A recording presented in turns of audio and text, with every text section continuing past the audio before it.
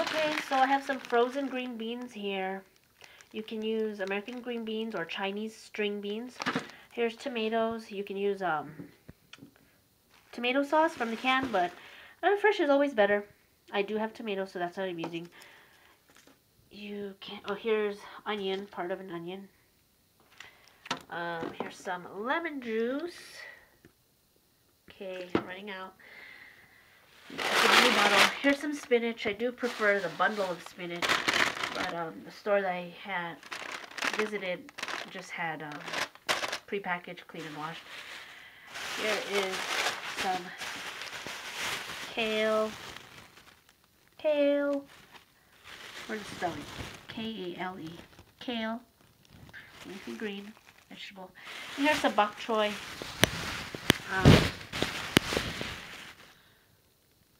Bok choy.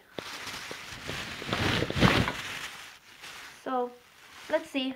We can use a variety of these. And this garlic and ginger, it's not necessarily required to put ginger in sinigang. However, some people put a tad bit just to take out the sliminess or meaty or fishiness of the fish, if they use fish, or just to take out to cut the edge off of the meat. So I've heard. But anyways, I'm not going to use ginger in here. I'm just pointing it out because that's what some people use to take away the fishiness or the sliminess of certain meats that they eat. And this is garlic, fresh garlic. You can use garlic fresh and or garlic powder. Garlic powder, which I have here, because in making vegetarian or vegan, when there's no meat, the flavor comes from the garlic. So the garlic is what takes replacement of the meat. What else? I have this. I love these Knorr bouillon cubes. You can find it in the ethnic aisle, Hispanic or ethnic aisle. And this is garlic flavor. You can use this if you wish for more flavor, but I'm cautious to use this when I want to make sure there's no sugar in the meal that I'm cooking, because it does have sugar in it, some sugar flavor. So another thing is this fish sauce. Some people can use it if you're vegetarian, but if you're vegan, of course, you don't want to use the fish sauce. For people who use fish sauce, look here. The ingredients are water, salt, and anchovy fish extract. A lot of the Asian brand fish sauce have sugar in it. I recommend to get the one without sugar because you can always add sugar if you want, but you can't take it out. So if you're vegetarian, you can use this. If you want, if you're vegan, then forget it. Just use the garlic. Just use garlic powder or the fresh garlic. And if you do want a fishy flavor, you can use seaweed. Instead of using this fish sauce, you can make homemade stock, or what is it, stock or bouillon of seaweed. Just water, salt, and seaweed. Make a concentrate of that in replacement of fish sauce. What else? Salt. Did I show you the lemon juice? Lemon juice from concentrate with added ingredients. I prefer lemon juice over lime. I mentioned you could use anything sour, but lemon juice over lime is what I prefer. And if you want, you can experiment using tamarind and just other sour fruits or vegetables. But we're going to use lemon juice, a lot of lemon juice. Okay, I think that's it for our cast of characters of what I have today. Of course, I don't have everything that's listed here. That's typical to make sinigang, but that's okay. That's life. Just improvise and work with what you got. Let's get started. And a little bit of cooking oil. If you feel that high temperatures of cooking oil is so toxic, you can always saute it in water or any vegetable broth. Okay? You don't have to do this sauteing part, but I just, when I have more time, I like to enhance the flavor by sauteing instead of just throwing in a pot of water and letting it boil. Let's cover this. Let's cover this up and wait for about a minute. This is a little bit of what garlic powder looks like. It could look like this or even a little bit whiter. Now that the sauteed onion and garlic look clear and translucent, let's put the tomatoes, fresh cut tomatoes. Okay, I actually like the tomatoes, a little bit of both. One disintegrated and two kind of fresh and whole still. But let's just put this in and let it disintegrate because this will be the soup base. And I'll add a little bit of water for now. Just a little bit so that it will disintegrate faster, and I'll add the rest of the water later. Put it on high or medium. For those of you who will be using fish sauce, I wanted to show you what it looks like. It's like water, except really stinky. Stinky and salty. Smells like fish and fish salt. Okay, enough of this fish sauce. Okay, I removed the cover and it is boiling. I'm going to add more water.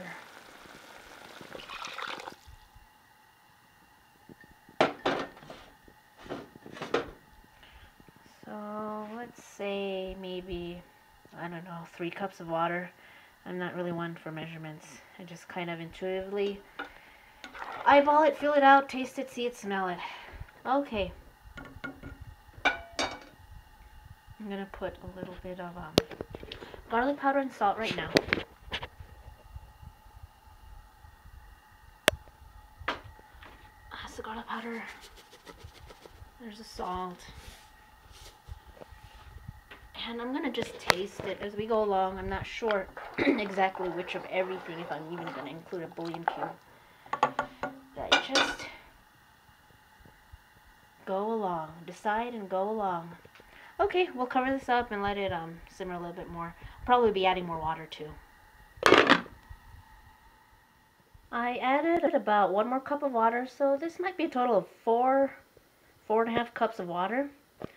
At this point, you can add the fish sauce and or seaweed stock / bouillon if you desire. Add salt.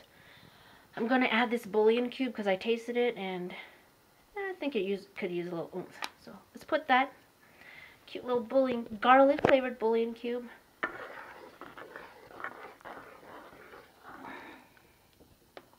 I don't think the sugar in that bouillon cube would disturb the sinigang because we're going to be putting a lot of lemon juice in this.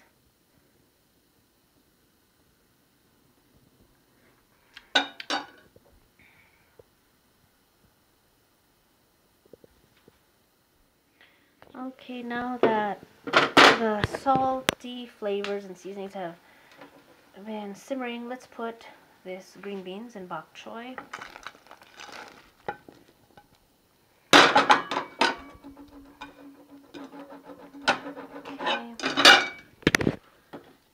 Everybody in the pot. Time to go swimming.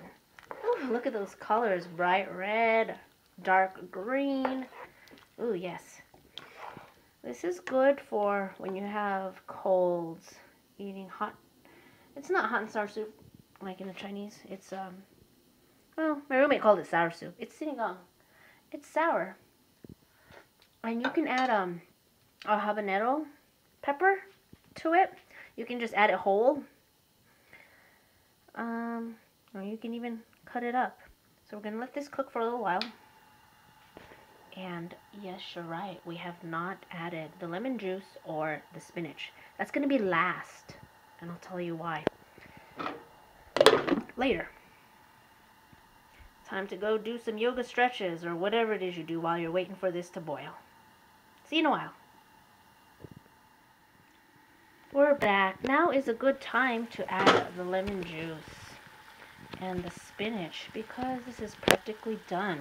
I'm going to turn the heat down to low. Ooh, think that's enough lemon juice. Or whatever sour thing you're adding. Whatever sour fruit or vegetable you're adding. Let's see how this tastes. I added a little bit of salt because it needed it. Mmm. Salty and sour and flavorful, just how I like it. Okay, I turned off the fire and added the lemon juice last because it's acidic, and therefore you can just add it when it's ready to eat. You don't want all this acid be boiling up and eroding your pot or pan.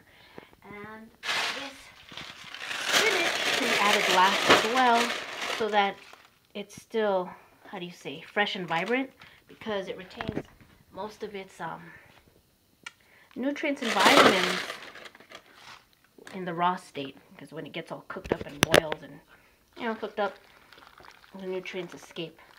So that's why I like to put it immediately right when I'm going to eat it, so it's still the spinach is still semi-cooked, semi-fresh. Of course, with white rice. Whether it's white rice or jasmine, doesn't matter. Look at all these vibrant, colorful looking vegetables. Like I said, you can add the tomatoes that are kind of raw now or near the end, just like how I added the spinach and lemon juice after it was done cooking. But if you just want the tomatoes disintegrated, that's fine too. That's just a little thing that I like. I like both.